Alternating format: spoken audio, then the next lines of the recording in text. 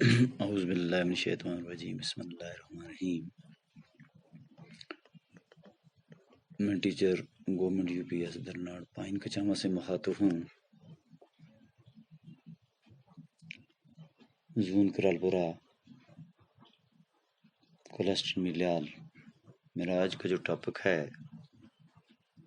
وہ ہے کلاس 7 شری رام چندر جی۔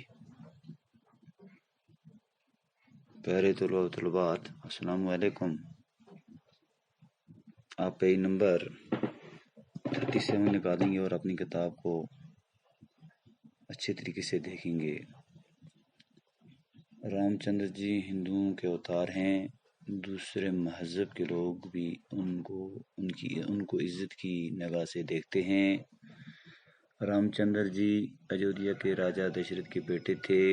راجہ دشرت کی 3 رانیاں تھیں اور کوشیلا، کیکی اور سمترا۔ ان رانیوں سے 4 بیٹے ہوئے۔ رام چندر جی، بھرت، لکشمن اور شتروگھن۔ رام چندر جی بڑی رانی کوشیلا کے بطن سے تھے، بھرت کیکی سے، جبکہ لکشمن اور شتروگھن سمترا سے پیدا ہوئے۔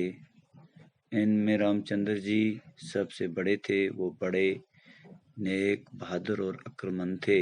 دستور کے مطابق راجہ کے تخت کا وارث بڑا بیٹا ہوا کرتا تھا۔ راجہ دشرت بھی اپنے بعد اپنا راج پاٹ رام چندر جی کو سونپنا چاہتے تھے۔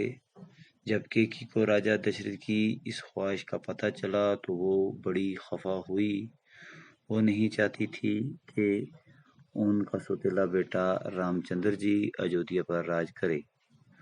وہ اپنے حقیقی بیٹے بھرت کو راج گدی پر دیکھنا چاہتی تھیں۔ کیکی نے ایک بار راجہ کی جان بچائی تھی، جس کے بدلے میں راجہ نے ان کو ان کی ایک مانگ پورا کرنے کا وعدہ کیا تھا۔ کیکی نے اس موقع کو غنیمت جانا اور مانگ کی رام چندر جی کو 14 برس کا بنواس دیا جائے اور بھرت کو گدی پر بٹھایا جائے اور راجہ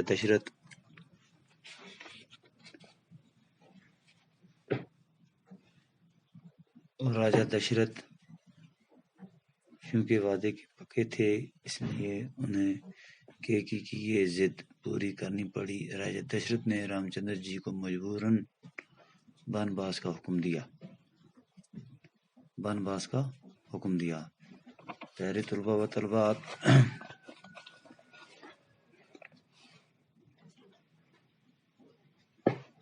اب ہم اس کی خلاصے کی طرف جائیں گے۔ رام چندر جی راجہ دشرت کے بیٹے تھے، جو کہ اجودھیا کے راجا